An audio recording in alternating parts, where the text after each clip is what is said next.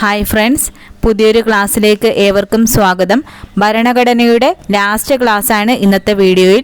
നാളെ ഞായറാഴ്ച ഇതുവരെ പഠിച്ച ഭാഗങ്ങളിൽ നിന്നും ഒരു പരീക്ഷ ഉണ്ടായിരിക്കുന്നതാണ്. നമുക്ക് ക്ലാസ്സിലേക്ക് കടക്കാം. അടിയന്തരാവസ്ഥകളെക്കുറിച്ച് പ്രതിപാദിക്കുന്ന ഭരണഘടനാ ഭാഗം ഏതാണ്? ഭാഗം 18.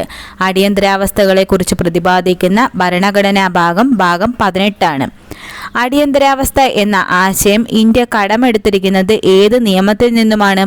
1935 ഗവൺമെൻറ് ഓഫ് ഇന്ത്യ ആക്ട്. അടിയന്തരാവസ്ഥ എന്ന ആശയം ഇന്ത്യ കടമെടുത്തിരിക്കുന്നത് 1935 ഗവൺമെൻറ് ഓഫ് ഇന്ത്യ ആക്ടിൽ നിന്നുമാണ്. ഇന്ത്യൻ ഭരണഘടനയിൽ പ്രതിപാദിക്കുന്ന 3 അടിയന്തരാവസ്ഥകൾ ഏതെല്ലാമാണ്? 1. ദേശീയ അടിയന്തരാവസ്ഥ, 2. സംസ്ഥാന അടിയന്തരാവസ്ഥ, 3. സാമ്പത്തിക അടിയന്തരാവസ്ഥ. ഇന്ത്യൻ ഭരണഘടനയിൽ പ്രതിപാദിക്കുന്ന 3 അടിയന്തരാവസ്ഥകൾ ഏതെല്ലാമാണ്? ദേശീയ അടിയന്തരാവസ്ഥ, സംസ്ഥാന അടിയന്തരാവസ്ഥ, സാമ്പത്തിക അടിയന്തരാവസ്ഥ എന്നിവയാണ്. ദേശീയ അടിയന്തരാവസ്ഥയെക്കുറിച്ച് പ്രതിപാദിക്കുന്ന ഭരണഘടനാ വകുപ്പ് ഏതാണ്? ആർട്ടിക്കിൾ 352. ദേശീയ അടിയന്തരാവസ്ഥയെക്കുറിച്ച് പ്രതിപാദിക്കുന്ന ഭരണഘടനാ വകുപ്പ് ആർട്ടിക്കിൾ 352 സംസ്ഥാന അടിയന്തരാവസ്ഥയെക്കുറിച്ച് പ്രതിപാദിക്കുന്ന ഭരണഘടനാ വകുപ്പ് ഏതാണ്? ആർട്ടിക്കിൾ 356. സംസ്ഥാന അടിയന്തരാവസ്ഥയെക്കുറിച്ച് പ്രതിപാദിക്കുന്ന ഭരണഘടനാ വകുപ്പ് ആർട്ടിക്കിൾ 356 സാമ്പത്തിക അടിയന്തരാവസ്ഥയെക്കുറിച്ച് പ്രതിപാദിക്കുന്ന ഭരണഘടനാ വകുപ്പ് ഏതാണ്? ആർട്ടിക്കിൾ 360. സാമ്പത്തിക അടിയന്തരാവസ്ഥയെക്കുറിച്ച് പ്രതിപാദിക്കുന്ന ഭരണഘടനാ വകുപ്പ് ആർട്ടിക്കിൾ 360 ആർട്ടിക്കിൾ 352 പ്രകാരം ദേശീയ അടിയന്തരാവസ്ഥ പ്രഖ്യാപിക്കുന്നതിനുള്ള കാരണങ്ങൾ എന്തെല്ലാമാണ്? യുദ്ധം, വിദേശ ആക്രമണം, സായുധ വിപ്ലവം എന്നിവയാണ്. ആർട്ടിക്കിൾ 352 പ്രകാരം ദേശീയ അടിയന്തരാവസ്ഥ പ്രഖ്യാപിക്കുന്നതിനുള്ള കാരണങ്ങൾ എന്തെല്ലാമാണ്? യുദ്ധം, വിദേശ ആക്രമണം, സായുധ വിപ്ലവം എന്നിവയാണ്. രാഷ്ട്രപതി പുറപ്പെടുവിച്ച ഒരു ദേശീയ അടിയന്തരാവസ്ഥ പാർലമെന്റ് അംഗീകരിക്കേണ്ടത് എത്ര മാസത്തിനുള്ളിലാണ്? 1 മാസം. രാഷ്ട്രപതി പുറപ്പെടുവിച്ച ഒരു ദേശീയ അടിയന്തരാവസ്ഥ പാർലമെന്റ് അംഗീകരിക്കേണ്ടത് 1 മാസത്തിനുള്ളിലാണ്. ഇന്ത്യയിലെ ആദ്യത്തെ ദേശീയ അടിയന്തരാവസ്ഥ പ്രഖ്യാപിച്ചതെന്നാണ്? ചൈനീസ് ആക്രമണത്തെ തുടർന്ന് 1962 ഇന്ത്യയിലെ ആദ്യത്തെ ദേശീയ അടിയന്തരാവസ്ഥ പ്രഖ്യാപിച്ചത് ചൈനീസ് ആക്രമണത്തെ തുടർന്ന് 1962 ഡോക്ടർ എസ് രാധാകൃഷ്ണനാണ് ഈ അടിയന്തരാവസ്ഥ പ്രഖ്യാപിച്ചത്. ദേശീയ അടിയന്തരാവസ്ഥ സമയങ്ങളിൽ ആർട്ടിക്കിൾ 20, 21 ഒഴികെയുള്ള എല്ലാ മൗലിക അവകാശങ്ങളും റദ്ദ് ചെയ്യാനുള്ള അധികാരം ആർക്കാണുള്ളത്? രാഷ്ട്രപതിക്ക്. ദേശീയ അടിയന്തരാവസ്ഥ സമയങ്ങളിൽ ആർട്ടിക്കിൾ 20, 21 ഒഴികെയുള്ള എല്ലാ മൗലിക അവകാശങ്ങളും റദ്ദ് ചെയ്യാനുള്ള അധികാരം രാഷ്ട്രപതിക്കാണ് ഉള്ളത്. ഇന്ത്യയിൽ എത്ര തവണയാണ് ദേശീയ അടിയന്തരാവസ്ഥ പ്രഖ്യാപിച്ചിട്ടുള്ളത്? 3 തവണ. ഇന്ത്യയിൽ 3 തവണയാണ് ദേശീയ അടിയന്തരാവസ്ഥ പ്രഖ്യാപിച്ചിട്ടുള്ളത്. അത് ഏതൊക്കെ വർഷങ്ങളിലാണ്? 1962, 1971, 1975 എന്നീ വർഷങ്ങളിലാണ് ഇന്ത്യയിൽ ദേശീയ അടിയന്തരാവസ്ഥ പ്രഖ്യാപിച്ചിട്ടുള്ളത്. ഇന്ത്യയിൽ രണ്ടാമത്തെ ദേശീയ അടിയന്തരാവസ്ഥ പ്രഖ്യാപിച്ചത് എന്നാണ്? 1971 ഡിസംബർ 3. ഇന്ത്യയിൽ രണ്ടാമത്തെ ദേശീയ അടിയന്തരാവസ്ഥ പ്രഖ്യാപിച്ചത് 1971 ഡിസംബർ 3 രണ്ടാമത്തെ ദേശീയ അടിയന്തരാവസ്ഥ പ്രഖ്യാപിച്ചത് അന്നത്തെ രാഷ്ട്രപതിയായിരുന്ന BV ഗിരിയാണ്. ഇന്ത്യയിൽ മൂന്നാമത്തെ ദേശീയ അടിയന്തരാവസ്ഥ പ്രഖ്യാപിച്ച രാഷ്ട്രപതി ആരാണ്? ഫക്രുദ്ദീൻ അലി അഹമ്മദ്. ഇന്ത്യയിൽ മൂന്നാമത്തെ ദേശീയ അടിയന്തരാവസ്ഥ പ്രഖ്യാപിച്ച രാഷ്ട്രപതി ഫക്രുദ്ദീൻ അലി അഹമ്മദാണ്. ഇന്ത്യയിൽ മൂന്നാമത്തെ ദേശീയ അടിയന്തരാവസ്ഥ പ്രഖ്യാപിച്ച വർഷം 1975 ജൂൺ 25 1975 അടിയന്തരാവസ്ഥയിലെ അതിക്രമങ്ങളെക്കുറിച്ച് അന്വേഷിച്ച കമ്മീഷൻ ഏതാണ്? ഷാ കമ്മീഷൻ. 1975 അടിയന്തരാവസ്ഥയിലെ അതിക്രമങ്ങളെക്കുറിച്ച് അന്വേഷിച്ച കമ്മീഷൻ ഷാ കമ്മീഷനാണ്.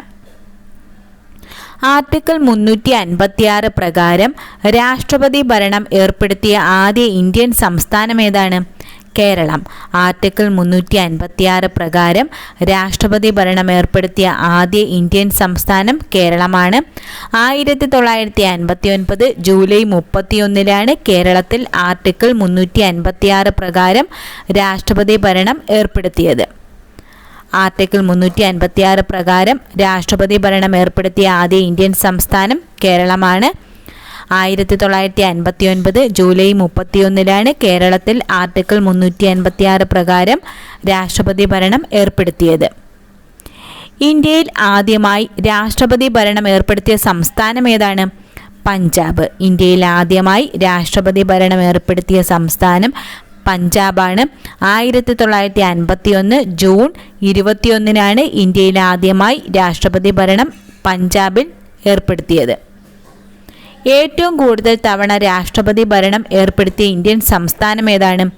മണിപ്പൂർ. ഏറ്റവും കൂടുതൽ തവണ രാഷ്ട്രപതി ഭരണം ഏർപ്പെടുത്തിയ ഇന്ത്യൻ സംസ്ഥാനം മണിപ്പൂരാണ്. 10 തവണയാണ് മണിപ്പൂരിൽ രാഷ്ട്രപതി ഭരണം ഏർപ്പെടുത്തിയത്. ഏറ്റവും കൂടുതൽ കാലം രാഷ്ട്രപതി ഭരണത്തിന് കീഴിലായിരുന്ന ഇന്ത്യൻ സംസ്ഥാനം ഏതാണ്? പഞ്ചാബ്. ഏറ്റവും കൂടുതൽ കാലം രാഷ്ട്രപതി ഭരണത്തിന് കീഴിലായിരുന്ന ഇന്ത്യൻ സംസ്ഥാനം പഞ്ചാബാണ്. കേരളത്തിൽ ഇതുവരെ എത്ര തവണയാണ് രാഷ്ട്രപതി ഭരണം ഏർപ്പെടുത്തിയിട്ടുള്ളത്? 7 തവണ. കേരളത്തിൽ ഇതുവരെ 7 തവണയാണ് രാഷ്ട്രപതി ഭരണം ഏർപ്പെടുത്തിയിട്ടുള്ളത്. അനുച്ഛേദം 356 ഇന്ത്യൻ ഭരണഘടനയുടെ ഡെഡ് ലെറ്റർ എന്ന് വിശേഷിപ്പിച്ചതാരാണ്? BR അംബേദ്കർ. അനുച്ഛേദം 356 ഇന്ത്യൻ ഭരണഘടനയുടെ ഡെഡ് ലെറ്റർ എന്ന് വിശേഷിപ്പിച്ചത് BR അംബേദ്കർ ആണ്. ഇന്ത്യയിൽ ഇതുവരെ നടപ്പിലാക്കാത്ത അടിയന്തരാവസ്ഥ ഏതാണ്? സാമ്പത്തിക അടിയന്തരാവസ്ഥ. ഇന്ത്യയിൽ ഇതുവരെ നടപ്പിലാക്കാത്ത അടിയന്തരാവസ്ഥ സാമ്പത്തിക അടിയന്തരാവസ്ഥയാണ്. കേരളത്തിൽ അവസാനമായി രാഷ്ട്രപതി ഭരണം ഏർപ്പെടുത്തിയ വർഷം ഏതാണ്? 1982. കേരളത്തിൽ അവസാനമായി രാഷ്ട്രപതി ഭരണം ഏർപ്പെടുത്തിയ വർഷം 1982 ഭരണഘടനയുടെ എത്രാമത്തെ പട്ടികയിലാണ് ലിസ്റ്റുകളെക്കുറിച്ച് പ്രതിപാദിക്കുന്നത്? പട്ടിക 7. ഭരണഘടനയുടെ എത്രാമത്തെ പട്ടികയിലാണ് ലിസ്റ്റുകളെക്കുറിച്ച് പ്രതിപാദിക്കുന്നത്? പട്ടിക 7. ലിസ്റ്റുകളെക്കുറിച്ച് പ്രതിപാദിക്കുന്ന ഭരണഘടനാ വകുപ്പ് ഏതാണ്? ആർട്ടിക്കിൾ 246. ലിസ്റ്റുകളെക്കുറിച്ച് പ്രതിപാദിക്കുന്ന ഭരണഘടനാ വകുപ്പ് ആർട്ടിക്കിൾ 246 ആണ്. 1974 42ാമത്തെ ഭേദഗതിയിലൂടെ സ്റ്റേറ്റ് ലിസ്റ്റിൽ നിന്നും കൺകറന്റ് ലിസ്റ്റിലേക്ക് മാറ്റിയ 5 വിഷയങ്ങൾ ഏതെല്ലാമാണ്? വിദ്യാഭ്യാസം, വനം, അളവുതൂക്കം, നീതിന്യായ ഭരണം, വന്യമൃഗങ്ങളുടെയും പക്ഷികളുടെയും സംരക്ഷണം എന്നിവയാണ്. 1974 42ാമത്തെ ഭേദഗതിയിലൂടെ സ്റ്റേറ്റ് ലിസ്റ്റിൽ നിന്നും കൺകറന്റ് ലിസ്റ്റിലേക്ക് മാറ്റിയ 5 വിഷയങ്ങൾ ഏതെല്ലാമാണ്? വിദ്യാഭ്യാസം, വനം, അളവുതൂക്കം, നീതിന്യായ ഭരണം, വന്യമൃഗങ്ങളുടെയും പക്ഷികളുടെയും സംരക്ഷണം എന്നിവയാണ്. യൂണിയൻ ലിസ്റ്റിൽ പ്രതിപാദിച്ചിരിക്കുന്ന കാര്യങ്ങളിൽ നിയമം നിർമ്മിക്കാൻ അധികാരമുള്ളതാർക്കാണ്? പാർലമെന്റിന്. യൂണിയൻ ലിസ്റ്റിൽ പ്രതിപാദിച്ചിരിക്കുന്ന കാര്യങ്ങളിൽ നിയമം നിർമ്മിക്കാൻ അധികാരമുള്ളത് പാർലമെന്റിനാണ്. സ്റ്റേറ്റ് ലിസ്റ്റിൽ പ്രതിപാദിച്ചിരിക്കുന്ന കാര്യങ്ങളിൽ നിയമം നിർമ്മിക്കാൻ അധികാരമുള്ളതാർക്കാണ്? സംസ്ഥാനങ്ങൾക്ക്. സ്റ്റേറ്റ് ലിസ്റ്റിൽ പ്രതിപാദിച്ചിരിക്കുന്ന കാര്യങ്ങളിൽ നിയമം നിർമ്മിക്കാൻ അധികാരമുള്ളത് സംസ്ഥാനങ്ങൾക്കാണ്. പാർലമെന്റിനും സംസ്ഥാനങ്ങൾക്കും നിയമം നിർമ്മിക്കാൻ അധികാരമുള്ളത് ഏത് ലിസ്റ്റിലാണ്? കൺകറന്റ് ലിസ്റ്റിൽ. പാർലമെന്റിനും സംസ്ഥാനങ്ങൾക്കും നിയമം നിർമ്മിക്കാൻ അധികാരമുള്ളത് കൺകറന്റ് ലിസ്റ്റിലാണ്. 3 ലിസ്റ്റുകളിലും പറഞ്ഞിട്ടില്ലാത്ത കാര്യങ്ങളിൽ നിയമം നിർമ്മിക്കാനുള്ള പാർലമെന്റിന്റെ അധികാരം അറിയപ്പെടുന്ന പേരെന്താണ്? അവശിഷ്ടാധികാരം. 3 ലിസ്റ്റുകളിലും പറഞ്ഞിട്ടില്ലാത്ത കാര്യങ്ങളിൽ നിയമം നിർമ്മിക്കാനുള്ള പാർലമെന്റിന്റെ അധികാരം അറിയപ്പെടുന്ന പേര് അവശിഷ്ടാധികാരം എന്നാണ്. യൂണിയൻ ലിസ്റ്റിൽ ഉൾപ്പെടുന്ന പ്രധാന വിഷയങ്ങൾ ഏതൊക്കെയാണ്? പ്രതിരോധം, വിദേശകാര്യം, റെയിൽവേ, തപാൽ, പോസ്റ്റ് ഓഫീസ്, ലോട്ടറി, കസ്റ്റംസ് തീരുവ, ഇൻഷുറൻസ്, ബാങ്കിംഗ് എന്നിവയാണ്. യൂണിയൻ ലിസ്റ്റിൽ ഉൾപ്പെടുന്ന പ്രധാന വിഷയങ്ങൾ ഏതൊക്കെയാണ്? പ്രതിരോധം, വിദേശകാര്യം, റെയിൽവേ, തപാൽ, പോസ്റ്റ് ഓഫീസ്, ലോട്ടറി, കസ്റ്റംസ് തീരുവ, ഇൻഷുറൻസ്, ബാങ്കിംഗ് എന്നിവയാണ്. സ്റ്റേറ്റ് ലിസ്റ്റിൽ ഉൾപ്പെടുന്ന പ്രധാന വിഷയങ്ങൾ ഏതൊക്കെയാണ്? ക്രമസമാധാനം, പോലീസ്, ജയിൽ, തദ്ദേശ സ്വയംഭരണം, പൊതുജനാരോഗ്യം, കൃഷി, ഫിഷറീസ്, ഭൂനികുതി എന്നിവയാണ്. സ്റ്റേറ്റ് ലിസ്റ്റിൽ ഉൾപ്പെടുന്ന പ്രധാന വിഷയങ്ങൾ ഏതൊക്കെയാണ്? ക്രമസമാധാനം, പോലീസ്, ജയിൽ, തദ്ദേശ സ്വയംഭരണം, പൊതുജനാരോഗ്യം, കൃഷി, ഫിഷറീസ്, ഭൂനികുതി എന്നിവയാണ്. കൺകറന്റ് ലിസ്റ്റിൽ ഉൾപ്പെടുന്ന പ്രധാന വിഷയങ്ങൾ ഏതൊക്കെയാണ്? വിദ്യാഭ്യാസം, ഇലക്ട്രിസിറ്റി, വനം, വില നിയന്ത്രണം, ജനസംഖ്യാ നിയന്ത്രണം, കുടുംബാസൂത്രണം, നീതിന്യായ ഭരണം, ക്രിമിനൽ നിയമങ്ങൾ എന്നിവയാണ്. കൺകറന്റ് ലിസ്റ്റിൽ ഉൾപ്പെടുന്ന പ്രധാന വിഷയങ്ങൾ ഏതൊക്കെയാണ്? വിദ്യാഭ്യാസം, ഇലക്ട്രിസിറ്റി, വനം, വില നിയന്ത്രണം, ജനസംഖ്യാ നിയന്ത്രണം, കുടുംബാസൂത്രണം, നീതിന്യായ ഭരണം, ക്രിമിനൽ നിയമങ്ങൾ എന്നിവയാണ്. യൂണിയൻ ലിസ്റ്റിൽ ഇപ്പോൾ എത്ര വിഷയങ്ങളാണുള്ളത്? 98. യൂണിയൻ ലിസ്റ്റിൽ ഇപ്പോൾ 98 വിഷയങ്ങളാണുള്ളത്. സ്റ്റേറ്റ് ലിസ്റ്റിൽ ഇപ്പോൾ എത്ര വിഷയങ്ങളാണുള്ളത്? 59. സ്റ്റേറ്റ് ലിസ്റ്റിൽ ഇപ്പോൾ 59 വിഷയങ്ങളാണുള്ളത്. കൺകറന്റ് ലിസ്റ്റിൽ ഇപ്പോൾ എത്ര വിഷയങ്ങളാണുള്ളത്? 52. കൺകറന്റ് ലിസ്റ്റിൽ ഇപ്പോൾ 52 വിഷയങ്ങളാണ് ഉള്ളത്. ഇന്ത്യൻ ഭരണഘടനയിൽ നിലവിൽ എത്ര പട്ടികകളാണുള്ളത്? 12. ഇന്ത്യൻ ഭരണഘടനയിൽ നിലവിൽ 12 പട്ടികകളാണ് ഉള്ളത്. ഭരണഘടന അംഗീകരിച്ചിട്ടുള്ള 22 ഭാഷകളെക്കുറിച്ച് പ്രതിപാദിക്കുന്ന പട്ടിക ഏതാണ്? പട്ടിക 8. ഭരണഘടന അംഗീകരിച്ചിട്ടുള്ള 22 ഭാഷകളെക്കുറിച്ച് പ്രതിപാദിക്കുന്ന പട്ടിക 8 ആണ്. കൂറുമാറ്റ നിരോധന നിയമത്തെക്കുറിച്ച് പ്രതിപാദിക്കുന്ന പട്ടിക ഏതാണ്? പട്ടിക 10. കൂറുമാറ്റ നിരോധന നിയമത്തെക്കുറിച്ച് പ്രതിപാദിക്കുന്ന പട്ടിക 10 ആണ്. ഇന്ത്യക്ക് ഒരു രാഷ്ട്രപതി ഉണ്ടായിരിക്കണം എന്ന് പറയുന്ന ഭരണഘടനാ വകുപ്പ് ഏതാണ്? ആർട്ടിക്കിൾ 52. ഇന്ത്യക്ക് ഒരു രാഷ്ട്രപതി ഉണ്ടായിരിക്കണം എന്ന് പറയുന്ന ഭരണഘടനാ വകുപ്പ് ആർട്ടിക്കിൾ 52 ആണ്. രാഷ്ട്രപതി തിരഞ്ഞെടുപ്പിനെ കുറിച്ച് പ്രതിപാദിക്കുന്ന ഭരണഘടനാ വകുപ്പ് ഏതാണ്? ആർട്ടിക്കിൾ 54. രാഷ്ട്രപതി തിരഞ്ഞെടുപ്പിനെ കുറിച്ച് പ്രതിപാദിക്കുന്ന ഭരണഘടനാ വകുപ്പ് ആർട്ടിക്കിൾ 54 ആണ്. ഉപരാഷ്ട്രപതിയെക്കുറിച്ച് പ്രതിപാദിക്കുന്ന ഭരണഘടനാ വകുപ്പ് ഏതാണ്? ആർട്ടിക്കിൾ 63. ഉപരാഷ്ട്രപതിയെക്കുറിച്ച് പ്രതിപാദിക്കുന്ന ഭരണഘടനാ വകുപ്പ് ആർട്ടിക്കിൾ 63 ആണ്. കുറ്റവാളികൾക്ക് പൊതുമാപ്പ് നൽകുന്നതിനുള്ള രാഷ്ട്രപതിയുടെ അധികാരത്തെക്കുറിച്ച് പ്രതിപാദിക്കുന്ന ഭരണഘടനാ വകുപ്പ് ഏതാണ്? ആർട്ടിക്കിൾ 72. കുറ്റവാളികൾക്ക് പൊതുമാപ്പ് നൽകുന്നതിനുള്ള രാഷ്ട്രപതിയുടെ അധികാരത്തെക്കുറിച്ച് പ്രതിപാദിക്കുന്ന ഭരണഘടനാ വകുപ്പ് ആർട്ടിക്കിൾ 72 ആണ്. അറ്റോർണി ജനറലിനെ കുറിച്ച് പ്രതിപാദിക്കുന്ന ഭരണഘടനാ വകുപ്പ് ഏതാണ്? ആർട്ടിക്കിൾ 76. അറ്റോർണി ജനറലിനെ കുറിച്ച് പ്രതിപാദിക്കുന്ന ഭരണഘടനാ വകുപ്പ് ആർട്ടിക്കിൾ 76 ആണ്. പാർലമെന്റിലെ സംയുക്ത സമ്മേളനങ്ങളെക്കുറിച്ച് പ്രതിപാദിക്കുന്ന ഭരണഘടനാ വകുപ്പ് ഏതാണ്? ആർട്ടിക്കിൾ 108. പാർലമെന്റിലെ സംയുക്ത സമ്മേളനങ്ങളെക്കുറിച്ച് പ്രതിപാദിക്കുന്ന ഭരണഘടനാ വകുപ്പ് ആർട്ടിക്കിൾ 108 ആണ്. മണി ബില്ലിനെ കുറിച്ച് പ്രതിപാദിക്കുന്ന വകുപ്പ് ഏതാണ്?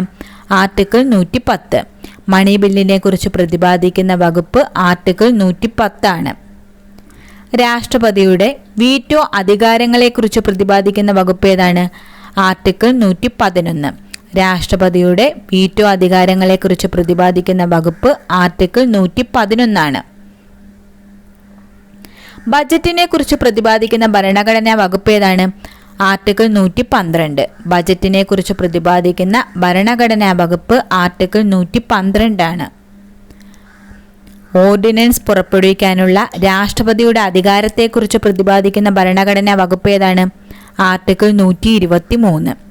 ഓർഡിനൻസ് പുറപ്പെടുവിക്കാനുള്ള രാഷ്ട്രപതിയുടെ അധികാരത്തെക്കുറിച്ച് പ്രതിപാദിക്കുന്ന ഭരണഘടനാ വകുപ്പ് ആർട്ടിക്കിൾ 123 ആണ്. സുപ്രീം കോടതിയെക്കുറിച്ച് പ്രതിപാദിക്കുന്ന ഭരണഘടനാ വകുപ്പ് ഏതാണ്? ആർട്ടിക്കിൾ 124. സുപ്രീം കോടതിയെക്കുറിച്ച് പ്രതിപാദിക്കുന്ന ഭരണഘടനാ വകുപ്പ് ആർട്ടിക്കിൾ 124 ആണ്. രാഷ്ട്രപതി സുപ്രീം കോടതിയോട് ഉപദേശം ചോദിക്കുന്നതിനെ കുറിച്ച് പറയുന്ന ഭരണഘടനാ വകുപ്പ് ഏതാണ്? ആർട്ടിക്കിൾ 143. രാഷ്ട്രപതി സുപ്രീം കോടതിയോട് ഉപദേശം ചോദിക്കുന്നതിനെക്കുറിച്ച് പറയുന്ന ഭരണഘടനാ വകുപ്പ് ആർട്ടിക്കിൾ 143 കൺട്രോളർ ആൻഡ് ഓഡിറ്റർ ജനറലിനെ കുറിച്ച് പ്രതിപാദിക്കുന്ന വകുപ്പ് ഏതാണ്? ആർട്ടിക്കിൾ 148 കൺട്രോളർ ആൻഡ് ഓഡിറ്റർ ജനറലിനെ കുറിച്ച് പ്രതിപാദിക്കുന്ന വകുപ്പ് ആർട്ടിക്കിൾ 148 ഗവർണർമാരെ കുറിച്ച് പ്രതിപാദിക്കുന്ന ഭരണഘടനാ വകുപ്പ് ഏതാണ്? ആർട്ടിക്കിൾ 153 ഗവർണർമാരെ കുറിച്ച് പ്രതിപാദിക്കുന്ന ഭരണഘടനാ വകുപ്പ് ആർട്ടിക്കിൾ 153 പൊതുമാപ്പ് നൽകുന്നതിനുള്ള ഗവർണറുടെ അധികാരത്തെക്കുറിച്ച് പറയുന്ന ഭരണഘടനാ വകുപ്പ് ഏതാണ്? ആർട്ടിക്കിൾ 161 പൊതുമാപ്പ് നൽകുന്നതിനുള്ള ഗവർണറുടെ അധികാരത്തെക്കുറിച്ച് പറയുന്ന ഭരണഘടനാ വകുപ്പ് ആർട്ടിക്കിൾ 161 അഡ്വക്കേറ്റ് ജനറലിനെ കുറിച്ച് പ്രതിപാദിക്കുന്ന ഭരണഘടനാ വകുപ്പ് ഏതാണ്? ആർട്ടിക്കിൾ 165 അഡ്വക്കേറ്റ് ജനറലിനെ കുറിച്ച് പ്രതിപാദിക്കുന്ന ഭരണഘടനാ വകുപ്പ് ആർട്ടിക്കിൾ 165 ഹൈക്കോടതികളുടെ രൂപീകരണത്തെക്കുറിച്ച് പ്രതിപാദിക്കുന്ന ഭരണഘടനാ വകുപ്പ് ഏതാണ്? ആർട്ടിക്കിൾ 214 ഹൈക്കോടതികളുടെ രൂപീകരണത്തെക്കുറിച്ച് പ്രതിപാദിക്കുന്ന ഭരണഘടനാ വകുപ്പ് ആർട്ടിക്കിൾ 214 ഗ്രാമസഭകളെക്കുറിച്ച് പറയുന്ന ഭരണഘടനാ വകുപ്പ് ഏതാണ്? ആർട്ടിക്കിൾ 243 ഗ്രാമസഭകളെക്കുറിച്ച് പറയുന്ന ഭരണഘടനാ വകുപ്പ് ആർട്ടിക്കിൾ 243 ആണ്. സംസ്ഥാന തിരഞ്ഞെടുപ്പ് കമ്മീഷനെ കുറിച്ച് പ്രതിപാദിക്കുന്ന ഭരണഘടനാ വകുപ്പ് ഏതാണ്? ആർട്ടിക്കിൾ 243 സംസ്ഥാന തിരഞ്ഞെടുപ്പ് കമ്മീഷനെ കുറിച്ച് പ്രതിപാദിക്കുന്ന ഭരണഘടനാ വകുപ്പ് ആർട്ടിക്കിൾ 243 ആണ്. നികുതികളെ കുറിച്ച് പറയുന്ന ഭരണഘടനാ വകുപ്പ് ഏതാണ്? ആർട്ടിക്കിൾ 265 നികുതികളെ കുറിച്ച് പറയുന്ന ഭരണഘടനാ വകുപ്പ് ആർട്ടിക്കിൾ 265 ആണ്. ധനകാര്യ കമ്മീഷനെ കുറിച്ച് പ്രതിപാദിക്കുന്ന ഭരണഘടനാ വകുപ്പ് ഏതാണ്? ആർട്ടിക്കിൾ 280 ധനകാര്യ കമ്മീഷനെ കുറിച്ച് പ്രതിപാദിക്കുന്ന ഭരണഘടനാ വകുപ്പ് ആർട്ടിക്കിൾ 280 ആണ്. സ്വത്തവകാശത്തെക്കുറിച്ച് പ്രതിപാദിക്കുന്ന ഭരണഘടനയുടെ ആർട്ടിക്കിൾ ഏതാണ്? ആർട്ടിക്കിൾ 300 സ്വത്തവകാശത്തെക്കുറിച്ച് പ്രതിപാദിക്കുന്ന ഭരണഘടനയുടെ ആർട്ടിക്കിൾ 300 ആണ്. ഓൾ ഇന്ത്യ സർവീസിനെ കുറിച്ച് പ്രതിപാദിക്കുന്ന ഭരണഘടനാ വകുപ്പ് ഏതാണ്? ആർട്ടിക്കിൾ 312 ഓൾ ഇന്ത്യ സർവീസിനെ കുറിച്ച് പ്രതിപാദിക്കുന്ന ഭരണഘടനാ വകുപ്പ് ആർട്ടിക്കിൾ 312 ആണ്. പബ്ലിക് സർവീസ് കമ്മീഷനെ കുറിച്ച് പറയുന്ന ഭരണഘടനാ വകുപ്പ് ഏതാണ്? ആർട്ടിക്കിൾ 315 പബ്ലിക് സർവീസ് കമ്മീഷനെ കുറിച്ച് പറയുന്ന ഭരണഘടനാ വകുപ്പ് ആർട്ടിക്കിൾ 315 ആണ്. ഇലക്ഷൻ കമ്മീഷനെ കുറിച്ച് പ്രതിപാദിക്കുന്ന ഭരണഘടനാ വകുപ്പ് ഏതാണ്? ആർട്ടിക്കിൾ 324 ഇലക്ഷൻ കമ്മീഷനെ കുറിച്ച് പ്രതിപാദിക്കുന്ന ഭരണഘടനാ വകുപ്പ് ആർട്ടിക്കിൾ 324 ആണ്. സാർവത്രിക പ്രായപൂർത്തി വോട്ടവകാശത്തെക്കുറിച്ച് പ്രതിപാദിക്കുന്ന ഭരണഘടനാ വകുപ്പ് ഏതാണ്? ആർട്ടിക്കിൾ 326 സാർവത്രിക പ്രായപൂർത്തി വോട്ടവകാശത്തെക്കുറിച്ച് പ്രതിപാദിക്കുന്ന ഭരണഘടനാ വകുപ്പ് ആർട്ടിക്കിൾ 326 ആണ്. ദേശീയ പട്ടികജാതി കമ്മീഷനെ കുറിച്ച് പ്രതിപാദിക്കുന്ന ഭരണഘടനാ വകുപ്പ് ഏതാണ്? ആർട്ടിക്കിൾ 338 ദേശീയ പട്ടികജാതി കമ്മീഷനെ കുറിച്ച് പ്രതിപാദിക്കുന്ന ഭരണഘടനാ വകുപ്പ് ആർട്ടിക്കിൾ 338 ആണ്. ദേശീയ പട്ടികവർഗ കമ്മീഷനെ കുറിച്ച് പ്രതിപാദിക്കുന്ന ഭരണഘടനാ വകുപ്പ് ഏതാണ്? ആർട്ടിക്കിൾ 338 ദേശീയ പട്ടികവർഗ കമ്മീഷനെ കുറിച്ച് പ്രതിപാദിക്കുന്ന ഭരണഘടനാ വകുപ്പ് ആർട്ടിക്കിൾ 338 ആണ്. ദേശീയ പിന്നാക്ക വിഭാഗ കമ്മീഷനെ കുറിച്ച് പരാമർശിക്കുന്ന ഭരണഘടനയിലെ അനുച്ഛേദം ഏതാണ്? ആർട്ടിക്കിൾ 338 ദേശീയ പിന്നാക്ക വിഭാഗ കമ്മീഷനെ കുറിച്ച് പരാമർശിക്കുന്ന ഭരണഘടനയിലെ അനുച്ഛേദം ആർട്ടിക്കിൾ 338 ആണ്. പട്ടികജാതിക്കാരെ കുറിച്ച് പ്രതിപാദിക്കുന്ന ഭരണഘടനാ വകുപ്പ് ഏതാണ്? ആർട്ടിക്കിൾ 341 പട്ടികജാതിക്കാരെ കുറിച്ച് പ്രതിപാദിക്കുന്ന ഭരണഘടനാ വകുപ്പ് ആർട്ടിക്കിൾ 341 ആണ്. പട്ടികവർഗക്കാരെ കുറിച്ച് പ്രതിപാദിക്കുന്ന ഭരണഘടനാ വകുപ്പ് ഏതാണ്? ആർട്ടിക്കിൾ 342 പട്ടികവർഗക്കാരെ കുറിച്ച് പ്രതിപാദിക്കുന്ന ഭരണഘടനാ വകുപ്പ് ആർട്ടിക്കിൾ 342 ആണ്. ഔദ്യോഗിക ഭാഷയെക്കുറിച്ച് പ്രതിപാദിക്കുന്ന ഭരണഘടനാ വകുപ്പ് ഏതാണ്? ആർട്ടിക്കിൾ 343. ഔദ്യോഗിക ഭാഷയെക്കുറിച്ച് പ്രതിപാദിക്കുന്ന ഭരണഘടനാ വകുപ്പ് ആർട്ടിക്കിൾ 343 ഭരണഘടനയുടെ അടിസ്ഥാന വിവരങ്ങൾ ഉൾപ്പെടുത്തിക്കൊണ്ടുള്ള ക്ലാസുകൾ ഇവിടെ പൂർത്തിയായിരിക്കുകയാണ്. നാളെ ഞായറാഴ്ച ഈ ഭാഗങ്ങളിൽ നിന്നുമുള്ള ഒരു പരീക്ഷ ഉണ്ടായിരിക്കുന്നതാണ്. എല്ലാവരും അതിനുവേണ്ടി പഠിക്കുക. Thank you.